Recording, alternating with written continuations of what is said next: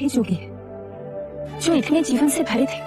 उनके एक साथी तपस्वी को मैंने ये कहते सुना कि उन्होंने कई दिनों से पानी तक नहीं पिया है। हे ईश्वर, ये कैसी तपस्या है जो पानी से पैर बांधे?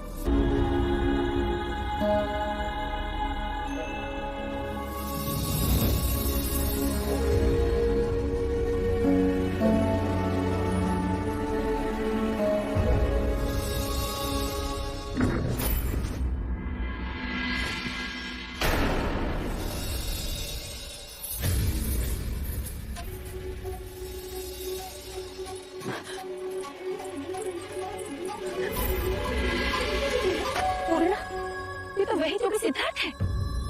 पानी लेके आओ।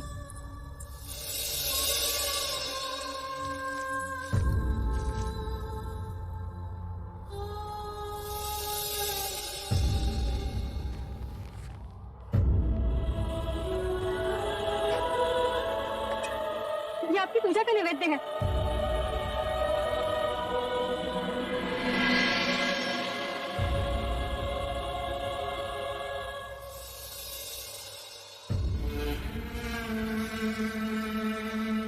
जब आप यहाँ आए तो कितने ओजस्वी थे।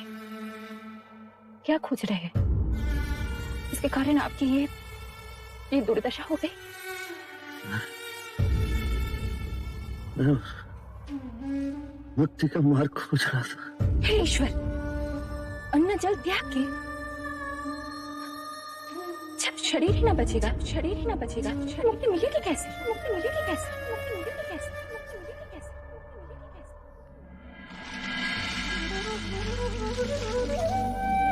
शरीर को सुखा मैंने केवल अपना ही घात किया। यदि परम सत्य मुझे मिलेगा तो शरीर के साथ ही मिलेगा, ना कि उसे सुखा और गलाकर। जिस बात को बड़े बड़े गुणी ज्ञानी ना समझा सके, वो सहज एक गांव की अज्ञानी सुजाता ने समझा दिया।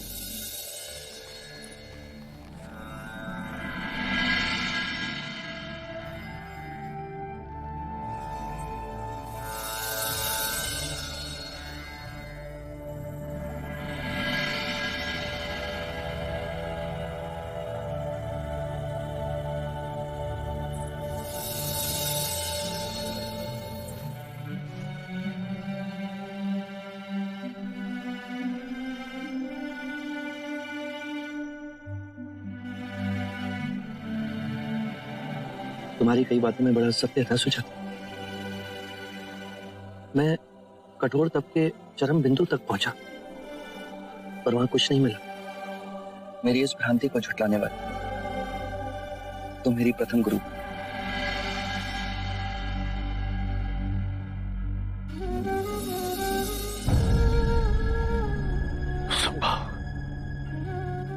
सिद्धार्थ ने तपश्चर्या छोड़ दी। उनका मनोबल इतना क्षीण निकला।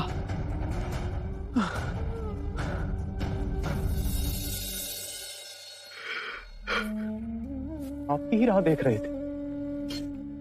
आपकी आंखों में आंसू कैसे? जिस पे भरोसा कर अपने प्राणों की आहुति देने हम सब चले थे, वही अपने पद से टिक गया। अर्थात सिद्धार्थ ने तपश्चर्या का मार्ग छोड़ दिया है और स्वयं अपनी आंखों से उसे भोजन करते हुए देखा। जिसके भरोसे हम अपना सब छोड़ के आए, जिसे अपना मार्गदर्शक समझा, वही दिशाहीन हो गया। यह भी तो हो सकता है ये मार्ग ही गलत था। हम गलत साधना कर रहे थे। एक ने प्रण तोड़ा तो बुरे विचार उपजने लगे। गुरुदेव अति शीघ्र यहां से निकलते। आज भद्रिका को विचार आया, कहीं ऐसा ना हो कि सिद्धार्थ की संगत में पड़कर हम सब पथभ्रष्ट हो जाएं। हाँ, संगत का प्रभाव पड़ता है। मैं सिद्धार्थ को छोड़कर जाने का आह्वान करता हूं। जिसे मेरे साथ चलना है वो चले।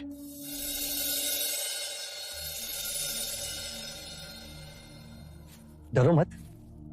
ये घास लिए कहां जा रहे हो? अपनी भैंसों के लिए। नहीं, मैं छोटी जाति का हूँ, अछूत हूँ। अगर आप मुझे छुएंगे तो आप अपवित्र हो जाएंगे। नहीं, तुम्हारे छूने से मैं अपवित्र नहीं हो सकता। मेरा नाम सिद्धार्थ। तुम कौन हो? मैं स्वस्ति हूँ। आप सन्यासी हैं? हाँ, इस वृक्ष के नीचे बैठ मैं साधना करूंगा। मैं इस कुशागार से आपके लिए आसन बना दूं? अवश्य। तुम्हारे हाथ से बने इस आसन पर बैठ मुझे प्रसन्नता होगी।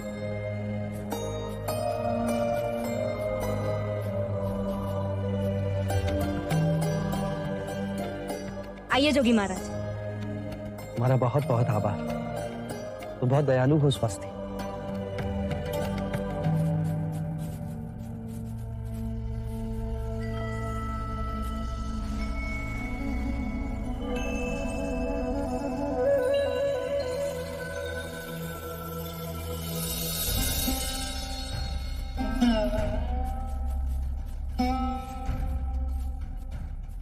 सिद्धार्थ, हमें जाने की आज्ञा दीजिए। आपका साथ यही तक नियत था। आप मेरे जीवन के कठिन मोड़ पे आए और अब जाने के लिए कह रहे हैं। जाने का कारण तुम ही हो सिद्धार्थ। जिस सिद्धार्थ को मैंने अपना ज्ञान दिया, अपना गुरु भाई, फिर अपना गुरु माना, अब तुम वो कहां रहे? मनुष्य कितनी अवस्थाओं से इस एक ही जीवन में परिवर्तित होता है। बाला अवस्था से परिवर्तित हो उसका रूपांतरण युवा अवस्था में होता है, और युवा अवस्था परिवर्तित हो प्रौढ़ अवस्था आती है। ये प्रकृति के नियम की बात है। तो फिर हम प्रकृति के नियमों से भिन्न कैसे हो? हमारे अंतर और बाहर प्रकृति के नियम है। पुरुषार्थ तो कुछ है ना, अपने वचन पर अडिग रहने का मूल्य तो कुछ है ना। तुम्हारा ये पतन देखकर मुझे बहुत पीड़ा हो रही है। तुम पथ भ्रष्ट हो गए हो सिद्धार्थ।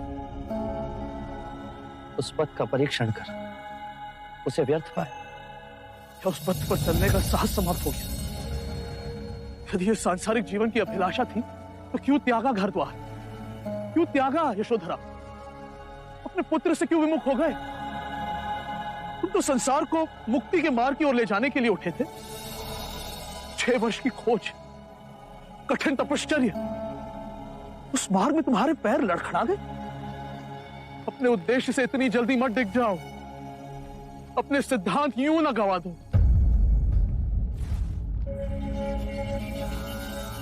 गुरुवर्य, केवल अपनी बुद्धि से नहीं, स्वयं अपने आप को उस आग में तपाकर यदि ये जाना कि उस मार्ग में कोई त्रुटि है तो उसे छोड़ देना ही उचित है। जीवन नदी के पानी का बहाव है। यदि एक स्थान पर रुक जाए तो दूषित हो जाता है। मैं जीवन के बहाव और ऊर्जा के आगे खड़ा हो गया था। घास के उस कोमल तिनके की तरह ना बन सकता जो हवा के बहाव के साथ बहता है पर अपनी मिट्टी से नहीं उखाड़ा जा सकता।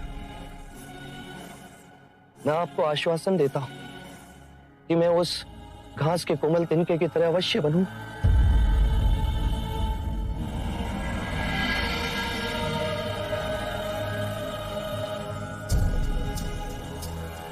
गुरुवर्य, मैं मनुष्य जाति की मुक्ति का मार्ग अवश्य खोजूं और वो मार्ग आपको दिखाने में अवश्य लौटूं।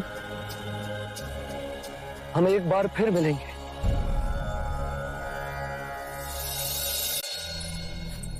तो तुम मेरा पीछा नहीं छोड़ोगे? कदापि नहीं। आपको उरुविला छोड़ने की क्या आवश्यकता थी? इतने घने जंगल में आप करेंगे क्या?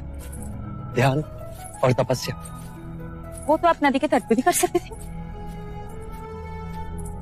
मुझे पूर्ण एकांत चाहिए सुजाता। अब आप सबको मेरे लिए कष्ट उठाकर आने की आवश्यकता नहीं। हम आपकी साधना में बाधक नहीं बनेंगे, किंतु एक समय का भोजन आपको स्वीकारना होगा। हाँ तो कहिए। हाँ, बालपन के हट के आगे कभी कोई टिका है क्या?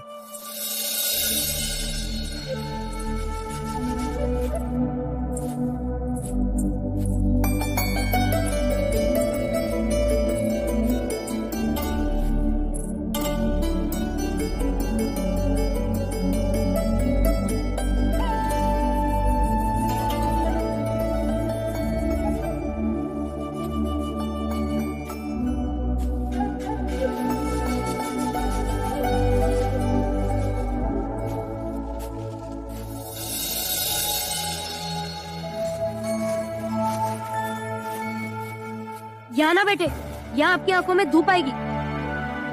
साधना के लिए पूरब दिशा उत्तम। क्यों?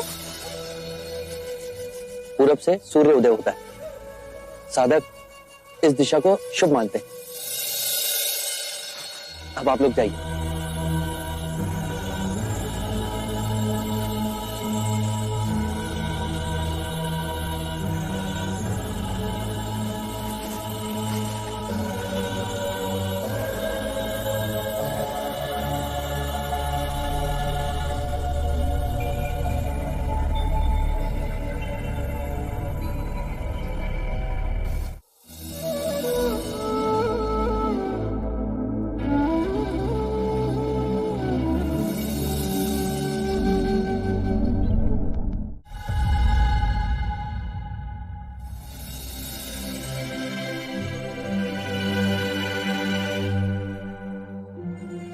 आप तो दिनों आंख बंद करे बैठे रहते, हम तो 2 क्षण आंख बंद करे तो अंधेरा दिखता है। आपने क्या देखा? पूरा जीवन आंखों के सामने से निकल गया। ये पेड़ हर ऋतु में अपना रूप बदलते हैं।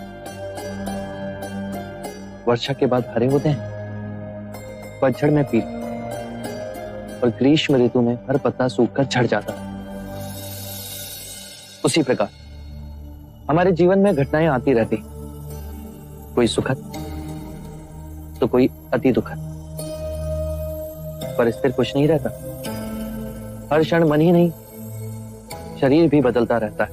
और जोगी महाराज, शरीर को भूख भी लगती है।